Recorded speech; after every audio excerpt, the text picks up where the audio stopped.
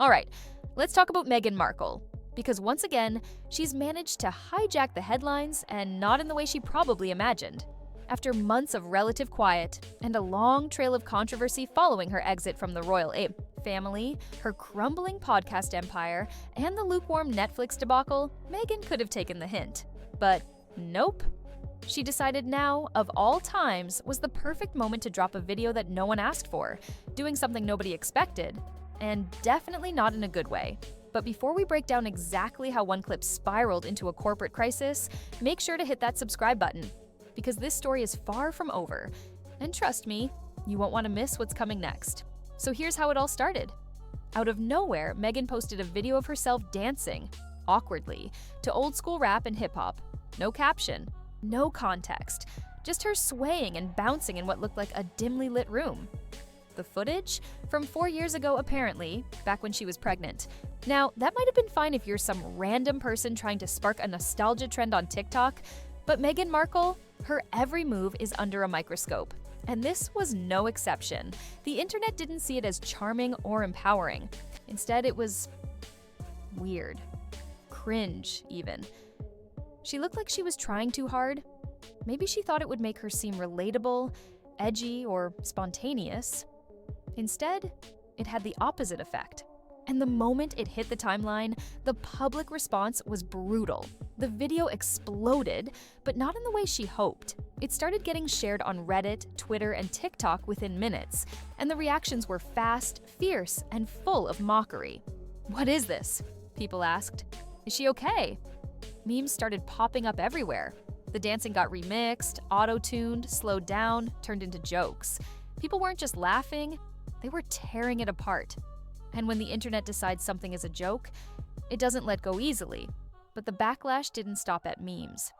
Behind the scenes, a storm was brewing. See, Meghan isn't just a private citizen anymore. She's a public figure under contract with Netflix. She still has that ongoing deal with them, the one that was supposed to reintroduce her to the world as a thoughtful storyteller, a mother, a voice of growth and healing. So when she dropped this awkward dance video, Netflix executives didn't chuckle, they panicked. Executives like Greg Peters were livid. The message from inside Netflix HQ: what are we even doing here? The video wasn't just off-brand, it was reckless. It clashed with everything they were trying to build with love.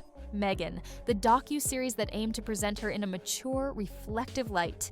And now, here she was, twerking around to 2000s hip-hop while pregnant, throwing all of that brand strategy straight out the window. So Netflix moved fast, emails were sent, calls were made, and Meghan was given a very clear directive: take the video down, immediately. No polite request, no creative feedback session, just a straight-up order. But Meghan didn't flinch.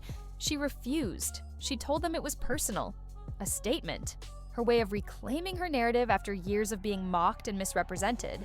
She insisted the video was about freedom, expression, pushing back. But Netflix didn't see it that way. They saw liability. And what came next made it very clear they weren't playing games. That same day, Meghan received a formal warning. This was her last strike. Another misstep like this, and not only would her current contract be at risk, but any future collaborations would be wiped off the table. And they weren't bluffing. Within hours, Meghan's promotional rollout for her show was canceled. Every behind-the-scenes clip, every planned interview, every Q&A on Instagram, gone, pulled, ghosted.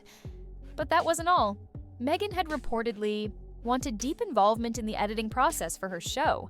She wanted to shape the final product, to control the message. Not anymore. Netflix locked her out of the post-production process. Quietly, but completely. She wasn't just being silenced, she was being benched. Meanwhile, things at Netflix were shifting fast. Even executives who once championed her started stepping back. Ted Sarandos, who had previously stayed neutral, began distancing himself. The internal vibe was clear. Meghan was no longer an asset. She was a risk. Hollywood noticed. Word started to spread. One talent agency issued an internal memo cautioning against working with high-risk personalities currently in brand conflict with major studios. Translation: don't touch Meghan Markle.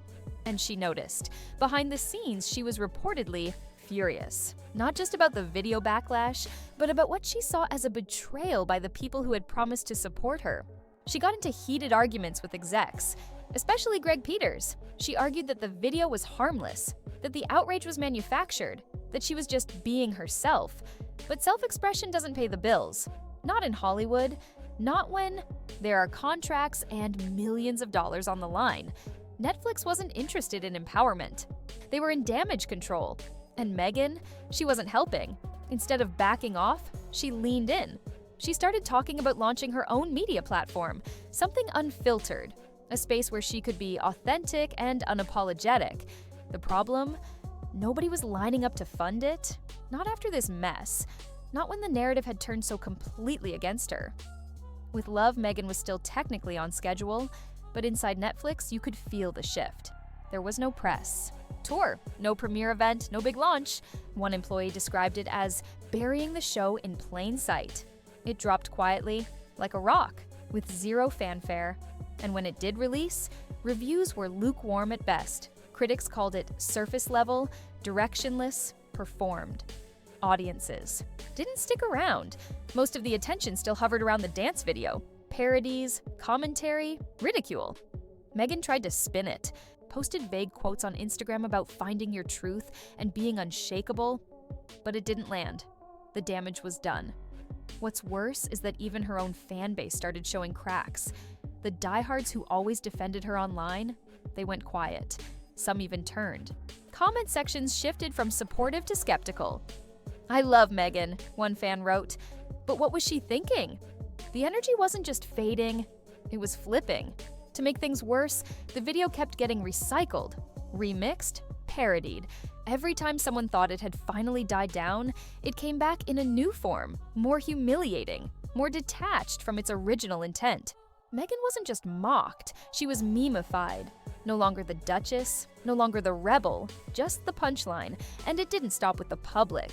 Internally, Netflix execs had started having legal conversations, not lawsuits, but discussions, about breach of contract, image clause violations, brand risk assessments. They wanted a way to cut ties cleanly without starting a war. And Meghan? She was still doubling down, still refusing to delete the video, still calling the outrage unfair, still chasing control. But the thing is, the narrative wasn't hers anymore. Her allies pulled back. Publicists ghosted, comedians roasted her. Industry insiders started using her name in cautionary tales. She became the example people brought up in boardrooms when talking about talent gone rogue. At the end of it all, with Love, Meghan became symbolic, not of a new chapter, but of a flameout. A reminder that in the world of entertainment, the spotlight doesn't just reveal, it magnifies. Every mistake, every misstep, every misjudged moment, it gets amplified. And Meghan Markle? She got the attention she wanted, but not the kind that builds legacies, not the kind that earns trust. It was the kind that trends fast and fades faster. So if there's one lesson here, it's this. Fame might give you the microphone, but if you don't respect the audience, eventually they stop listening. And that silence, that's louder than any viral post. If you found this story as wild as we did, don't forget to subscribe and turn on notifications. Because when the spotlight moves again, and it always does, you'll want to be the first to know what's really happening behind the scenes.